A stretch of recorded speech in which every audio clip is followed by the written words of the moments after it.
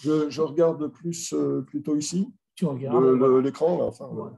D'accord. Bonjour Yves Jouan, Bonjour. donc poète, Bonjour, écrivain. Donc, et tu as écrit, enfin, tu as produit, enfin, tu vas nous parler, je dirais, du dictionnaire de la commune qui a été élaboré par Bernard Noël. Donc, Vincent Taconnet, qui est le modérateur qui t'accompagnera dans tes digressions, te présentera un petit peu plus concrètement parce que lui te connaît de longue date. Donc, à toi, vas-y. On se le rappelait un tout petit peu tout de suite. Mais voilà, oui, je précise simplement une chose, c'est que c'est assez... Je pense que ça aurait fait sourire d'ailleurs Bernard, parce que je dois préciser que je ne suis pas un spécialiste de Bernard Noël. Je ne suis d'ailleurs un spécialiste de rien du tout. Comme tu l'as dit, je suis poète et il se trouve que j'ai bien connu Bernard et que nous avons été très proches, notamment dans la dernière partie de sa vie. Mais je ne suis pas un spécialiste de Bernard et donc je suis amené à parler du livre en non spécialiste du livre de quelqu'un qui n'est pas un spécialiste de la commune. Donc on est dans la non-spécialité en abîme, si on peut dire. Je pense que Bernard, s'il était encore de ce monde, on aurait effectivement... Il le dit, lui, d'ailleurs, quasiment à chaque fois qu'il a pu écrire ou parler du dictionnaire de la commune, il a bien situé les choses en disant qu'il n'était pas un historien, pas plus un historien de la commune qu'un historien tout court, mais c'est un long parcours qu'il a fait avec la commune de Paris. En introduction, presque, je voudrais vous lire un ou deux petits extraits d'articles du dictionnaire de la commune, puisque il s'agit de personnes dont il a déjà été question au cours de ces journées organisées par Espace Marx autour de commun, commune et communisme. Je pense notamment à Léodile Chancet. D'ailleurs, je ne sais pas si je prononce bien parce que je le vois simplement écrit. Léodile Chancet, dite André Léo. Et Bernard a fait un assez long article là-dessus. Je ne vais pas vous lire tout l'article, mais il précise, née Bréa, elle était la fille d'un ancien officier de marine qui s'était retiré dans ses propriétés et qui lui fit donner une excellente éducation. En 1852, elle épousa un disciple du socialiste Pierre Leroux, Grégoire Chancet, et l'accompagna en exil en Suisse, où ils eurent deux enfants jumeaux, André et Léo, dont les prénoms devenaient un peu plus tard, devaient servir de pseudonyme littéraire à leur mère. L'amnistie de 1860 leur permit de rentrer en France et ils vinrent s'installer à Paris. Grégoire Chancet mourut en 1863 et Léodile, qui venait de publier en feuilleton dans Le Siècle son dernier roman, Un divorce, entreprit de gagner sa vie et celle de ses enfants avec sa plume. Son second roman, Un mariage scandaleux, eut de bonnes critiques, notamment dans le Constitutionnel, qui déclare le 28 juillet 1863 « Il y a des pages aussi belles que les plus belles de George Sand, même force, même ampleur et même simplicité, moins d'idéalité, de lyrisme peut-être, mais un plan mieux conçu et une observation plus exacte. Le roman suivant, La vieille fille, possède les mêmes qualités avec un sens plus marqué des réalités sociales. » Et l'article se poursuit. Et il y a un moment où Bernard donne la parole à André Léo, et c'est elle qui s'adresse aux travailleurs en disant « Frère, on te trompe, nos intérêts sont les mêmes, ce que je demande, tu le veux aussi, l'affranchissement que je réclame, c'est le tien. » Et il est plusieurs fois question d'André Léo dans le livre de Bernard, puisqu'il y a cet article sur elle, mais il est aussi question d'elle dans des articles qui concernent les droits de la femme et qui concernent ces différents secteurs d'intervention. Et puis, il était question aussi de Paul Minck, qui a d'ailleurs, d'après le dictionnaire de la commune, beaucoup travaillé avec André Léo, et entre autres dans la commune. Et là, de Paul Minck, Paulina Mekarska, dite Paul, elle est née à Clermont-Ferrand, dans le Puy-de-Dôme, et morte en 1901 à Auteuil. Son père, le comte Mekarski, était le cousin de Stanislas II Poniatowski, dernier roi de Pologne. Il avait pris part à la révolution polonaise de 1830 et s'était réfugié en France l'année suivante, etc. Donc l'article se poursuit sur Paul Minck.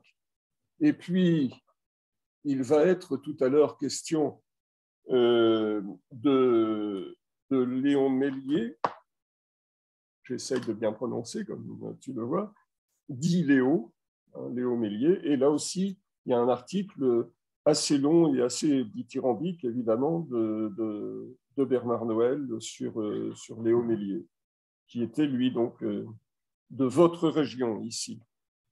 Claire Davoué, il était un militant actif de l'Internationale et prenait souvent la parole dans les clubs de la rive gauche. Le 5 novembre 1870, il fut nommé maire adjoint au 13e arrondissement et semble avoir subi une grande part dans avoir pris une grande part dans la fondation du comité central de la garde nationale, etc. Tout à l'heure, d'ailleurs, tu nous en diras plus sans doute.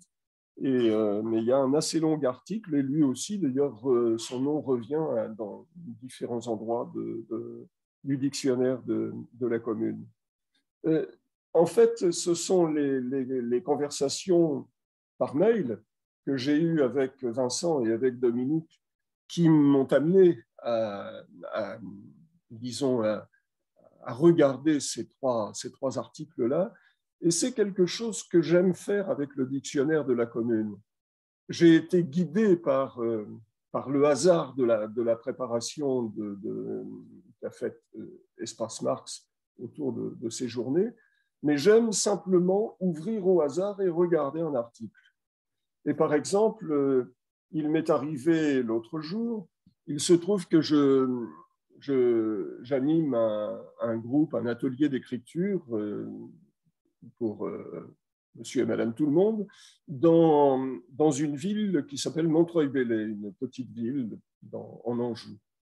Eh bien, je suis tombé sur un article concernant quelqu'un que jusque-là, personne ne connaît à Montreuil-Bellay et qui est originaire de Montreuil-Bellay et qui était l'un des dirigeants de la commune, c'est Gatineau, et qui est devenu, pour la commune de Paris, il était lui-même à un moment très proche de Proudhon, quoiqu'ayant des distances avec une partie des théories de Proudhon, mais en tout cas, il en était très proche personnellement.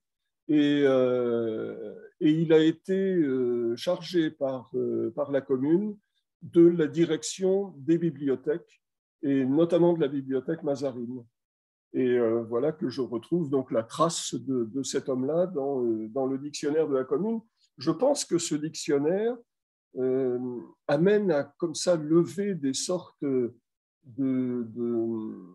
portes qui s'étaient refermées sur des individus, d'ouvrir des portes derrière lesquelles on découvre des individus. Et à partir de là, cela peut amener des actions, puisque là, on va essayer de faire en sorte qu'un lieu de Montreuil-Bellay porte le nom de Gatineau. Nous verrons si nous sommes suivis. Mais en tout cas, c'est un peu comme ça que je lis ce livre. Bon, bien sûr, je suis allé voir aussi des articles plus précis, cette fois sans hasard, mais j'aime aussi me laisser guider par le hasard en l'occurrence. Je voudrais faire juste un petit retour sur presque l'histoire personnelle, et peut-être l'histoire tout court aussi, de Bernard Noël, et qui l'a amené à l'écriture de ce livre.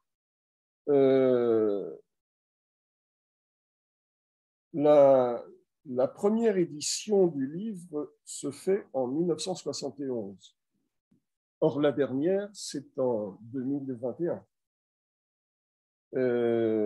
C'est donc toute une période de la vie de Bernard qui se passe à l'écriture, à l'édition, à la réédition du livre. Et pas seulement une réédition, je sais qu'il y en a eu plusieurs. Mais le fait est que lorsqu'il s'attelle à ce livre-là, parmi les choses qu'a vécu Bernard Noël, il y a évidemment la guerre d'Algérie. Très marqué par la guerre d'Algérie, d'autant qu'il a été l'un des militants pour la paix en Algérie. Et il a travaillé, il a milité de manière clandestine, avec énormément de risques. Il n'a pas directement assisté au fameux massacre des Algériens dans les rues de Paris, mais quand même, ici, on peut dire qu'il y a assisté tout de même, puisqu'il y a une scène qu'il raconte à différents endroits et qui l'avait énormément choqué, c'est qu'à un moment, il est dans une voiture et ils sont arrêtés par la police et un jeune policier se penche, regarde les visages et dit « ils n'en sont pas, ils peuvent passer ». Et ça choque énormément Bernard. Il sait très bien ce qui se serait passé si jamais on les avait pris pour des Algériens. Et de plus, lorsqu'il lui est arrivé d'être arrêté pendant la guerre d'Algérie, il se trouve donc dans des commissariats et des prisons, je crois, et où cette fois, il a affaire à des gens qui, eux, ont été torturés. Ça n'a pas été son cas, mais il a fort bien vu dans quel état sortaient les gens qui étaient torturés. Et ce n'était pas en Algérie, là, c'était en France. C'était la police française qui faisait, entre guillemets, son travail. Donc il y a ce choc-là qui marque Bernard. Et puis, nous sommes au lendemain, lorsqu'il commence à travailler autour de la commune, nous sommes au lendemain de ce que lui considère comme l'échec de mai 68.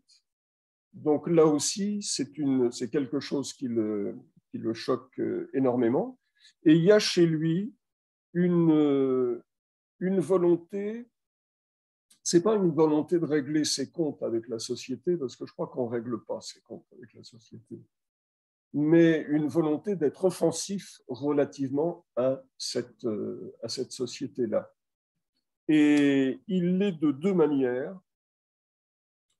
Il pense vraiment que le système capitaliste, comment on pourrait dire, porte atteinte gravement aux droits collectifs, mais aussi aux existences intimes. Et sans l'offensive qu'il déclenche, si on peut dire, à partir de 69, elle est justement sur un versant intime. Ça va être la création de son livre « Le Château de Seine ». Et pour la dimension collective, c'est les premiers travaux qu'il commence autour de ce qui va devenir le dictionnaire de la commune. Il dit d'ailleurs du dictionnaire de la commune, c'était l'autre versant du château. Donc on est vraiment dans quelque chose qui est très lié, bien qu'en apparence ne traitant pas directement des mêmes choses. Mais ça, c'est d'ailleurs une particularité, je pense, de l'œuvre de Bernard Noël, globalement, c'est qu'elle est extrêmement diverse. C'est quelqu'un qui écrit des romans, des essais, des pièces de théâtre, des nouvelles, évidemment beaucoup de livres de poésie. Mais si son œuvre est extrêmement diverse, elle est en même temps extrêmement cohérente. Il y a d'une part des sortes de grandes thématiques que l'on peut retrouver, la préoccupation du corps, la préoccupation du regard, la peau. Ça, ce sont des choses qui traversent ces écrits et qu'on retrouve dans le Château de Seine, mais qu'on retrouve aussi dans le dictionnaire de la commune. Vous allez voir tout à l'heure plus précisément. Et d'autre part, au-delà de la thématique, il y a une réalité, c'est que pour lui, tout fait œuvre, tout ce qu'écrit un écrivain fait œuvre, et il a la volonté, c'était d'où la dénomination de mon intervention à un moment, la volonté de ne pas rester dans les ghettos.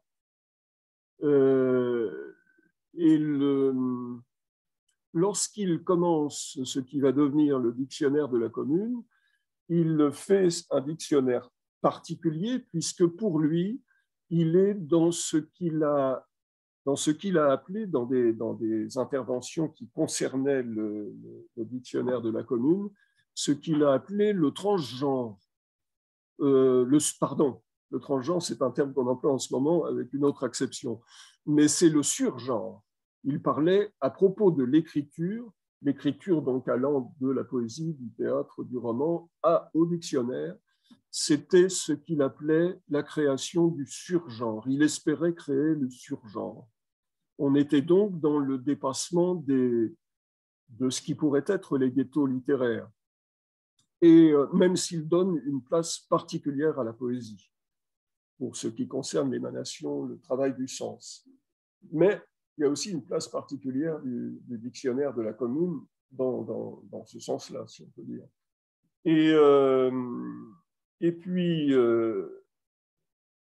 je voudrais à ce propos juste faire un petit retour sur la chronologie,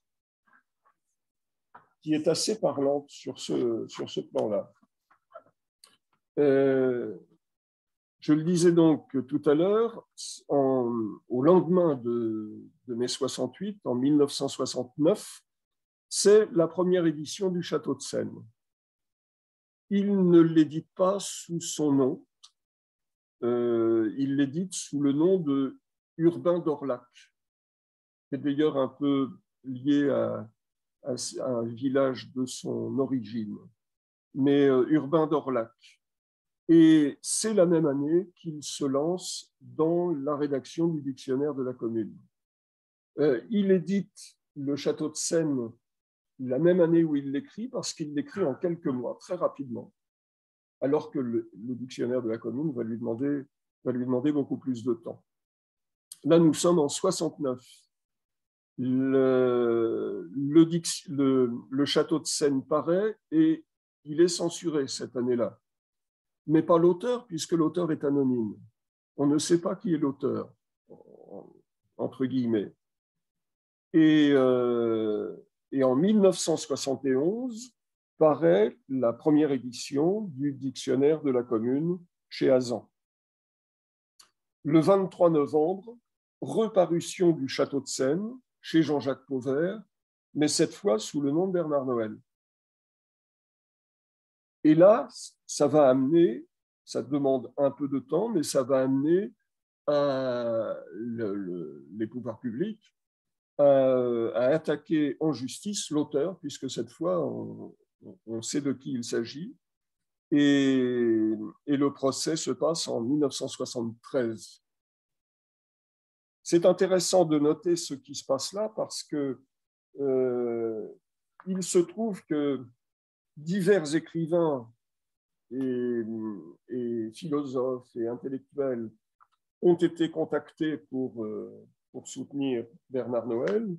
C'est notamment l'œuvre de Paul Oczakowski-Lorenz, qui ensuite va créer les éditions POL et qui là travaillait pour Jean-Jacques Pauvert.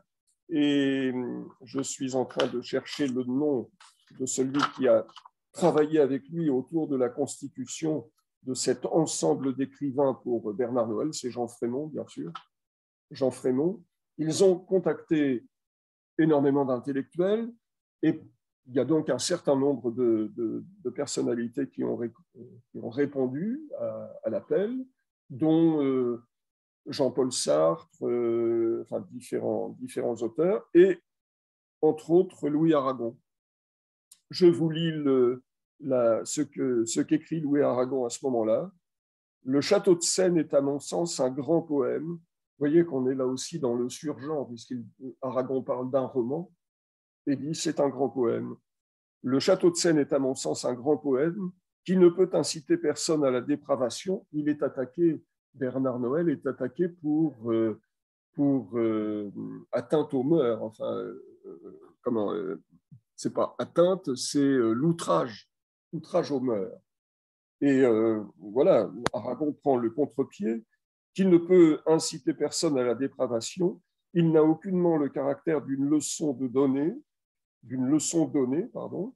Ce n'est pas un manuel de nature à modifier les mœurs du lecteur. L'atteinte aux bonnes mœurs est un motif de poursuite qui ne répond plus à rien de nos jours, étant donné ce qui se publie légalement, ce qu'on trouve dans toutes les librairies et ce que l'on peut voir dans les cinémas.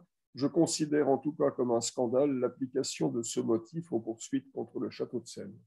Donc ça, c'est la prestation assez forte d'Aragon. Aragon qui dira par ailleurs dans les lettres françaises qu'il trouve que Bernard Noël est trop peu connu alors qu'il le considère comme l'un des plus grands poètes de notre époque. Et donc, je reprends la chronologie. Nous arrivons en 1973, il y a donc ce procès pour outrage aux mœurs. Pour la petite histoire, si on peut dire, Paul avait trouvé pour Bernard, un défenseur, alors que Bernard souhaitait se défendre tout seul. Il ne souhaitait pas avoir de défense. Mais bon, il se laisse convaincre.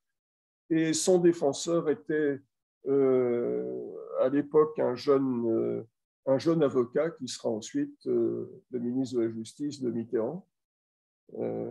Et comment il se trouve étrangement défendu parce que lui qui voulait, comme je le disais tout à l'heure, être à l'offensive, eh bien, en fait, Badinter va prendre exemple sur l'avocat qui a été celui de Gustave Flaubert et aller même un peu plus loin dans ce sens-là, puisque l'argumentation de l'avocat de Flaubert, ça avait été on ne peut pas attaquer Gustave Flaubert en justice pour Madame Bovary, parce que c'est une œuvre littéraire, une œuvre artistique considérable, et donc elle ne sera pas lue par le commun des mortels, donc c'est pas grave. À partir de là, c'est idiot de l'attaquer en justice. Et là, Badinter va plus loin dans ce sens-là, puisqu'il dit que puisque c'est une œuvre importante, elle est inoffensive. C'était exactement l'inverse de ce que voulait être Bernard. Nul besoin de dire que l'entente n'a pas été ensuite forcément très cordiale entre Badinter et Bernard Noël. Il y a même eu d'ailleurs des échanges de lettres. Alors, de Bernard à Badinter, ça n'a pas été comminatoire, mais dans l'autre sens, oui. Et d'ailleurs, Badinter a refusé à ceux qui travaillaient autour de cette période, a refusé de donner la copie de sa lettre, parce qu'elle, quand même, après coup, il a pu considérer qu'il n'avait pas tout compris du château de Seine, et il dit en gros à Bernard Noël, c'est une œuvre qui n'a aucun intérêt.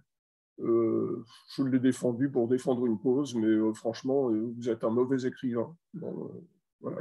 Bref. Ça, c'est donc le premier passage en justice pour outrage aux mœurs. Il y a appel et appel suspensif, et le procès va donc il y a donc procès en appel en 1975. Et là, il y a d'ailleurs une chose qui est à noter, c'est qu'au procès en appel, Robert Badinter ne se pointe pas. Et Bernard Noël s'interroge, et l'avocat de l'imprimeur qui lui était là dit mais il ne vient pas parce qu'il n'y a pas de public. Bon, point de suspension. Le fait est que là, Bernard Noël bénéficie, si on peut dire, d'une chose, c'est qu'il y a amnistie à ce moment-là. il y a amnistie et donc l'affaire de l'outrage homo est, si on peut dire, close. Mais Bernard, l'outrage au meurtre, pardon. Mais Bernard, lui, écrit un texte à la demande de Jean-Jacques Pauvert pour la réédition du Château de Seine et qui paraîtra en postface du Château de Seine et qui est l'outrage au mot. Et là, c'est quelque chose d'important parce que c'est dans ce texte-là qu'arrive pour la première fois l'expression, la censure, le terme, le néologisme de censure avec un S initial à la place du C, S-E-N-S-U-R-E. C'est-à-dire que pour Bernard Noël, le pouvoir peut se permettre d'amnistier. Il n'y a plus besoin de censure avec un C, puisque le pouvoir et la société et le système se chargent de dévider les mots de leur sens. À partir de quoi, puisqu'ils n'ont plus de sens, on peut les employer, évidemment. Et ça rend, d'une certaine manière, toute œuvre d'art, d'une certaine manière, inoffensive. Là-dessus, Bernard ne va pas cesser, et j'en reviens à la chronologie, Bernard ne va pas cesser de travailler ce concept de censure S-E-N-S-U-R-E. Donc là, quand paraît l'outrage au meurtre avec cette postface, on est donc simplement sur une censure qui s'applique aux mots, d'où d'ailleurs l'outrage aux mots.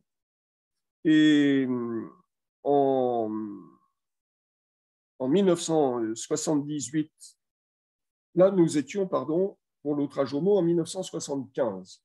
En 1978, seconde parution du dictionnaire de la commune, cette fois chez Flammarion. C'est l'édition à laquelle tu faisais allusion tout à l'heure. En 1992, paraît de nouveau le Château de Seine, mais chez Gallimard. Et en 1997, c'est là qu'on est dans le fait que Bernard continue à travailler cette notion de censure. On est avec, en 1997, paraît un essai qui s'appelle La castration mentale. C'est chez POL, cette fois. Et la castration mentale, c'est une sorte il y a une sorte, avec la castration, d'élargissement du concept de censure S-E-N-S-U-R-E. C'est-à-dire que pour Bernard, le système fait en sorte que non seulement les mots, mais toute une partie de notre vie perdent de son sens. C'est un élargissement du champ de la censure. Et ce travail va se poursuivre. Le POL en 2011 fait paraître de nouveau l'outrage homo et plusieurs écrits autour de la Commune de Paris. Et en 2015, reparaît le Château de Seine chez Gallimard. En 2020, paraît cette fois un entretien qui est un entretien que j'ai animé. C'était un entretien avec Bernard Noël sur la notion de censure pour la revue Apulée. C'est une revue qui a été créée par Hubert Haddad. Et là, il revient d'ailleurs sur son travail qui a été celui de la castration mentale, mais c'est la première fois que lui échappe le terme la captation mentale. Donc on est dans c'est toujours concernant ce travail de la censure. Cette fois, ça n'est plus seulement la privation de quelque chose. Captation, ça veut bien dire que d'une part, on vole quelque chose, on vole le mental, et on l'entraîne dans la direction qu'on veut lui donner. Donc on est dans un approfondissement de ce travail-là. Ça me ramène à ce qu'est pour Bernard Noël le dictionnaire de la commune. Je vais y revenir dans un instant, mais je pense que cette question du sens et de la censure sont à l'œuvre, peut-être pas initialement dans le dictionnaire, mais c'est quelque chose qui est l'une des raisons d'être du dictionnaire. Ce dictionnaire prend des raisons d'être au fur et à mesure qu'il s'élabore, en fait.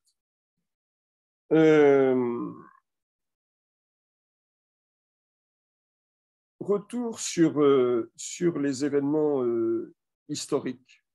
Je vais vous lire un petit passage d'un inédit de Bernard que sa veuve nous a donné à un autre poète et moi. L'autre poète, c'est trop fort, j'ai peu dormi cette nuit. Bon, son nom va me revenir et j'ai fait une conférence en commun avec lui, c'est Alexis Pelletier. Et voilà, nous avons eu affaire à cet inédit. Je vous en lis un passage parce que ça me paraît tout à fait éclairant sur l'origine du dictionnaire de la commune. On est avec Bernard, on est dans ce qu'il vit comme étant l'échec de mai 68 et la faillite des régimes de l'Est. Et là, il en est doublement question. À ce moment-là, la faillite du socialisme à l'Est, dit socialisme réel, est devenue cuisante parce qu'elle paralysait une avancée du socialisme à l'Ouest. Donc, la possibilité que les mouvements révolutionnaires quittent la marge sociale et le terrorisme pour opérer une transformation du monde. Il n'y avait donc que les restes, que les débris d'une conception de l'État.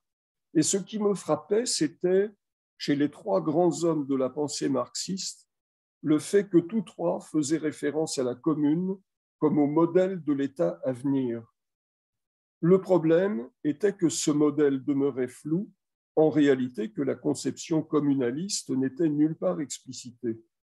Les principales références de Marx dans les lettres à Kugelmann, elles tiennent en quelques lignes, dont l'essentiel est qu'il faut briser l'appareil d'État. Il y a bien sûr ce livre génial de Marx, La guerre civile en France, mais c'est une histoire de la commune et non pas un traité de la pensée communaliste. Je me suis donc mis en quête de cette pensée et j'ai cru que j'allais la découvrir dans la presse de la commune. Cette illusion m'a valu de faire, sans le savoir, un travail original en lisant les 148 journaux parus durant la commune. Et donc, voilà, c'est la raison d'être première de la recherche de Bernard, c'est cette recherche de la conception communale de l'État.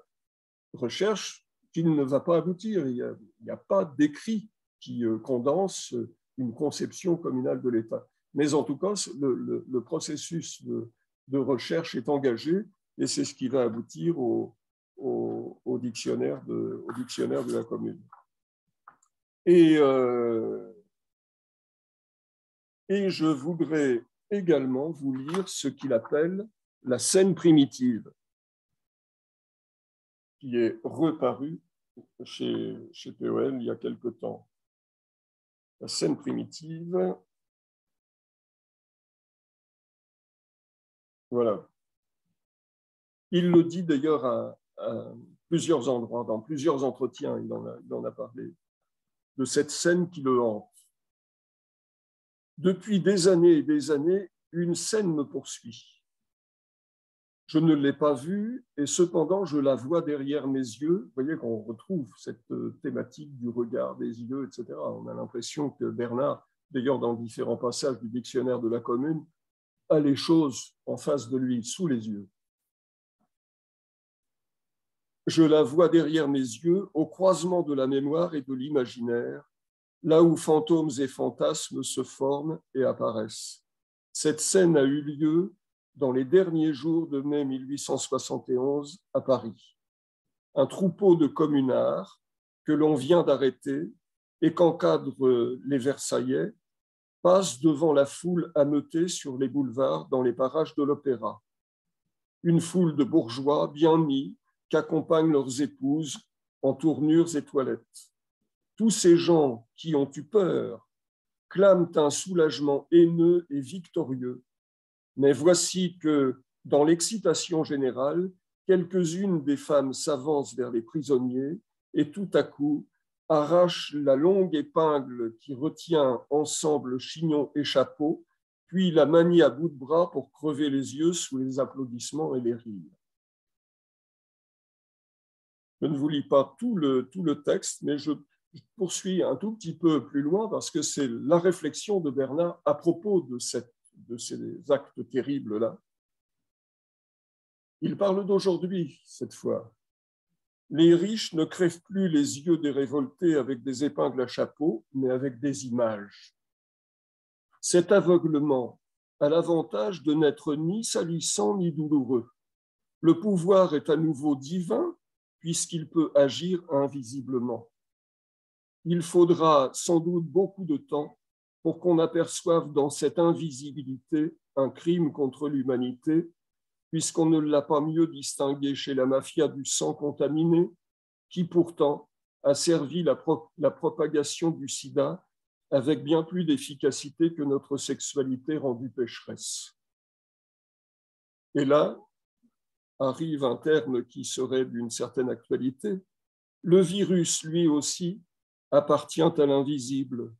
Quand sa cruauté apparaît, il est trop tard. Bizarrement, ce qui prépare les viols, les massacres, la destruction apparaît aussi trop tard, mais uniquement parce que les responsables, pour n'être pas coupables, choisissent toujours d'aveugler. Ça, c'est ce qui arrive comme nouvelle raison d'être en cours de route du dictionnaire de la Commune. Bernard Noël a pour volonté, à la fois dans le dictionnaire et dans le château de Seine, de mettre à jour les responsabilités du système et de dire, voilà, tout de suite, les choses peuvent paraître, comme on dirait aujourd'hui, soft, hein, cool, d'accord, mais la réalité de ce système est féroce.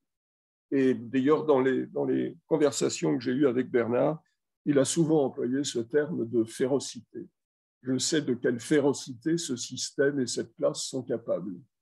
Et c'est ce qu'il met à jour dans le dictionnaire de la Commune. Je reviens aux questions du sens. C'est ce qui amenait d'ailleurs Bernard Noël à considérer qu'il y avait un surgenre. Le surgenre, c'était tout ce qui était écriture de création.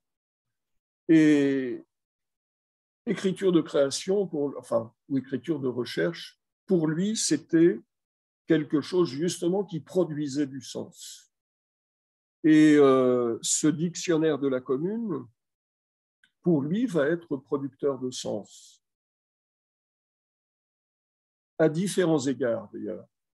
Parce que, bien évidemment, il s'agit d'un dictionnaire. Donc, quoi de plus central dans un dictionnaire que le sens du mot? Chaque mot va prendre sens. C'est un dictionnaire.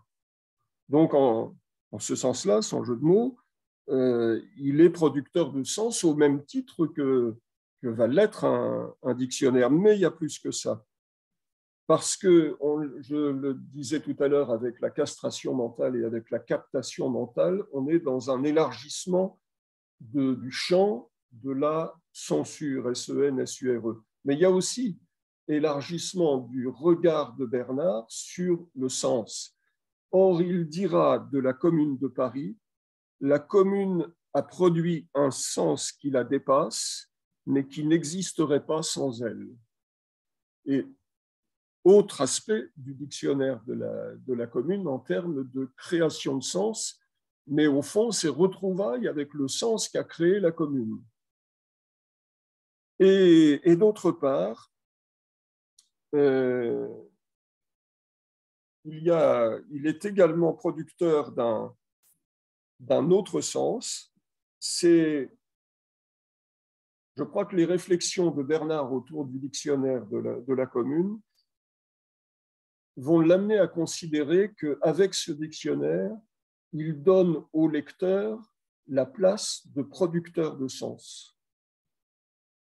Évidemment, ça rejoint tout ce qui a été écrit après Bataille et Foucault autour de la phénoménologie de la perception. Le lecteur, en fait tout lecteur, la phénoménologie de la réception d'ailleurs, dira-t-il aussi, tout lecteur devient producteur de sens.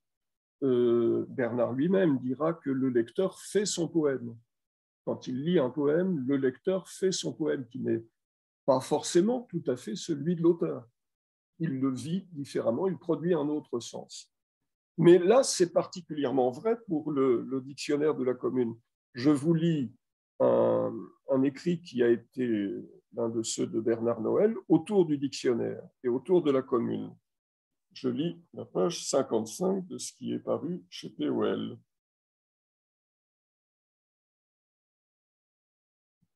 L'histoire, le texte s'intitule « L'histoire, une lecture », l'histoire avec le H majuscule. Il parle des réflexions qui ont été les siennes au cours de l'élaboration de ce dictionnaire. Et je vous lis juste ce petit passage-là. « La conscience m'est venue alors que l'histoire est une écriture que le présent fait du passé.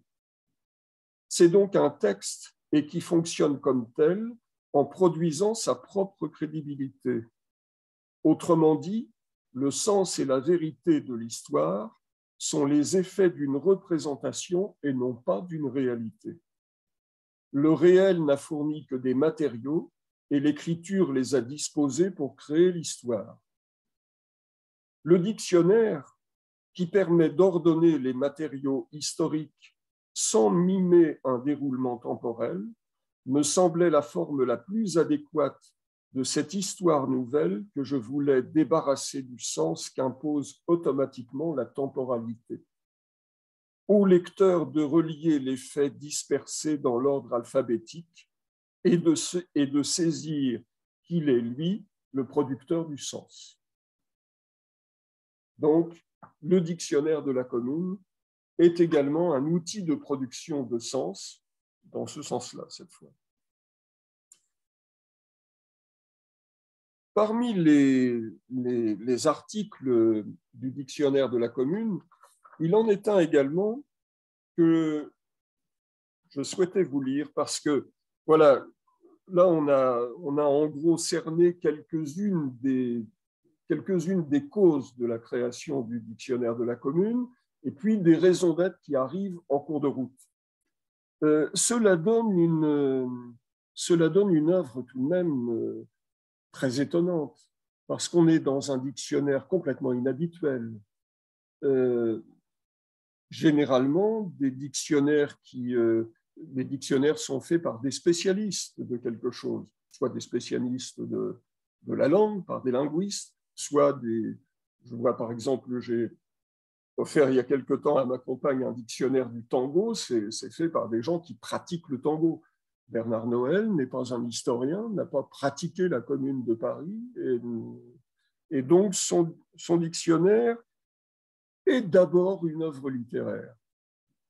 Et je voudrais vous lire ce qu'il écrit à propos de Victorine Boucher. Victorine Brochet, pardon. Victorine Brochet, fille d'un cordonnier, Pierre Malenfant, qui participa à toutes les luttes républicaines contre la royauté et l'Empire et qui dut finalement s'exiler. Elle partagea très jeune ses idées et son combat. Je ne vous lis pas la totalité de l'article. Elle a publié, alors elle participe à la commune, elle échappe in extremis à la Semaine sanglante, elle réussit à s'exiler en Suisse. Elle a publié en 1909, sous le nom de Victoria B, quelque chose qui est réédité maintenant, et qui s'appelle « Souvenir d'une morte vivante ». Et Bernard Noël ajoute « C'est un témoignage sur la vie et la pensée d'une ouvrière de la Révolution de 1848 à la fin de la Commune, mais c'est aussi, par son caractère simple et direct, une œuvre littéraire unique dans le genre des mémoires, car elle y fait entrer le monde sans voix de ceux qui font l'histoire et ne l'écrivent pas. Eh bien, je trouve que c'est là une des grandes dimensions également de ce dictionnaire de la commune. C'est une œuvre littéraire, il n'y a aucun doute, c'est une œuvre d'écrivain. Il y a des masses d'articles qui concernent les écrivains de l'époque, Zola, Flaubert, etc. Donc des écrivains qui, pour certains, Jules Vallès, entre autres, ont véritablement soutenu et participé à la Commune de Paris. Pour d'autres, n'y ont pas participé, voire même l'ont véritablement combattu, les Goncourt, etc.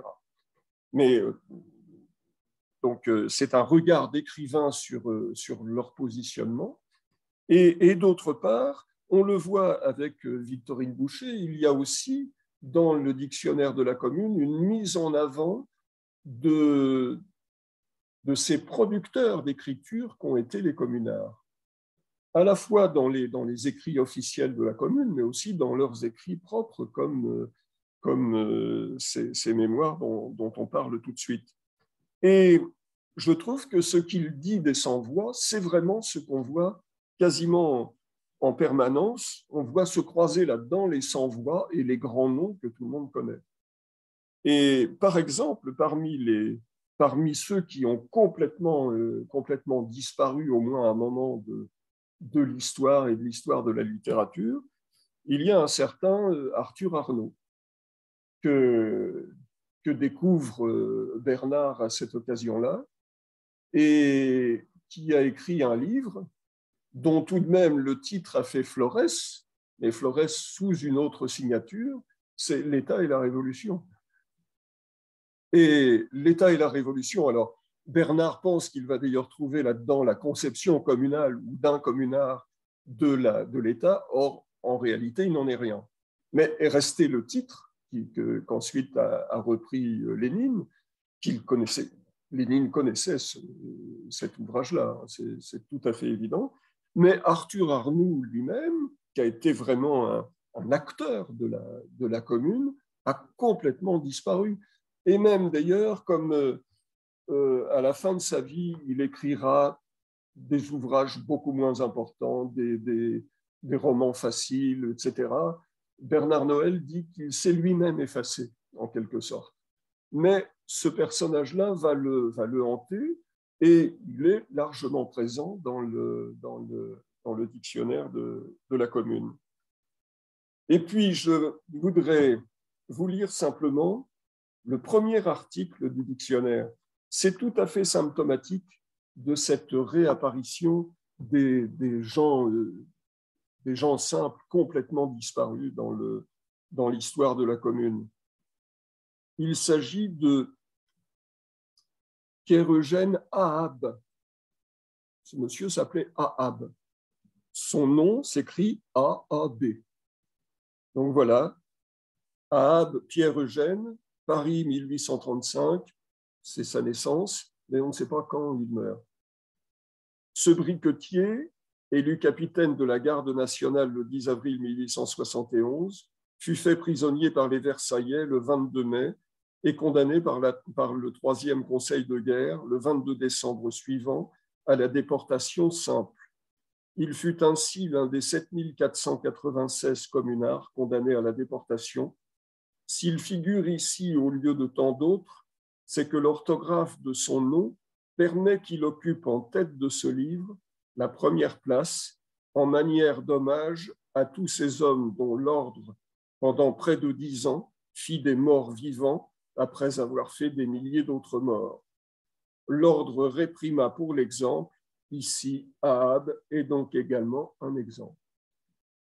Ça, c'est le premier article inaugural du dictionnaire. C'est d'ailleurs visiblement un article d'écrivain, il n'y a aucun doute dans le style. Et je vous lis également le dernier article, plus court encore que celui-ci. C'est un article qui concerne le mot zone, Z-O-N-E. Et c'est une citation une citation de Gustave Tridon dans ses œuvres diverses parues en 1891 et qui lui-même a été un acteur de la Commune de Paris. Il y a dans chaque peuple de grandes zones d'ombre et de sang, mais c'est toujours du côté où poindra le soleil de l'avenir. C'est là-dessus que se termine le dictionnaire de la Commune. C'est peut-être là-dessus que va se terminer aussi mes premiers propos. J'espère n'avoir pas été trop confus dans mon affaire, mais vraiment, je pense que c'est une grande œuvre littéraire. Alors, je précise aussi une chose, c'est que c'est une grande œuvre littéraire, mais c'est aussi une œuvre à laquelle font référence maintenant les historiens. Donc, il y a une réalité d'œuvre historique aussi, d'une certaine manière. Une question ou on arrête? Ah oui, moi une petite question, Bernard. Dominique, pardon. Si tu veux bien. Déjà, merci beaucoup, Yves Jouan. J'ai beaucoup aimé votre façon de vous balader dans le dictionnaire. Ça m'a rappelé quand on va dans les magasins en Amérique du Nord, souvent quelqu'un s'avance vers vous et vous dit Can I help you? Est-ce que je peux vous aider? Et les gens répondent Oh no, I'm just browsing. Non, je me promène juste, voilà. Ouais. Ça m'a rappelé ça, bon. Et j'ai beaucoup aimé la façon dont vous avez montré le travail d'un poète concret, c'est-à-dire que quand Bernard Noël dit qu'il a épluché 146 journaux, nom de Zeus, quel travail d'archiviste, oui. quoi. C'est magnifique. Enfin, voilà, ça c'est de la poésie concrète au boulot, à l'œuvre, quoi. Enfin, on voit le travail et la main de l'artiste, quoi. Rimbaud avait ses mains à charrue et là il y a des mains à archives et des mains à journaux, c'est magnifique. Juste une petite demande, est-ce que l'article communalisme existe en tant que tel dans le dictionnaire? Je vais vous le dire tout de suite. Je ne le D'accord. connais pas tout à fait Parce que par cœur. vous avez dit qu'il n'y avait pas d'ouvrage synthétique. Enfin, ce Bernard Noël aurait pu, j'imagine, avec la matière qu'il a accumulée, aurait pu écrire un ouvrage synthétique, mais est-ce que ça Je figure ne le dans le crois pas. dictionnaire? Non, non. Non? Non, je ne le crois pas. Ouais. Si, pardon. Ah bah, non seulement il existe, mais il est même, j'aurais dû m'en souvenir, c'est un article important, au contraire. D'accord. Communalisme, les aspirations à partir desquelles se développa le programme communaliste sont de trois ordres. Le vieux rêve parisien, contrecarré depuis le Premier Empire, de disposer d'une représentation autonome, la théorie proudhonienne de la fédération, la montée du prolétariat qui voulait accomplir sa révolution comme la bourgeoisie avait accompli la sienne en 89. Bon. En tout cas, merci aux poètes d'exister. Hein. Mais il y a juste une chose sur justement ce que vous disiez tout de suite, c'est effectivement une œuvre de poète. Mais au fond, le fait de la lire presque en picorant d'un article à l'autre comme ça, c'est aussi la manière dont on pratique assez souvent avec les ouvrages poétiques. Il est très rare, il y a intérêt à le faire quand même pour, par exemple, le Fou d'Elsa d'Aragon, il vaut quand même mieux le lire également de manière linéaire. Mais je vois, si je prends certains ouvrages d'Aragon, en tout cas quand j'y reviens, ou de Bernard Noël, je vais picorer dans un recueil de poèmes. Au fond, mon approche du dictionnaire de la Commune n'est peut-être pas tellement différente de l'approche qu'on peut avoir d'un livre de poèmes. Et puis je crois que le cerveau est naturellement configuré pour avoir une pratique hypertexte du réel qui se présente à lui. Voilà. Donc profitons-en, ne soyons pas figés. Merci en tout cas, merci beaucoup. Merci à vous.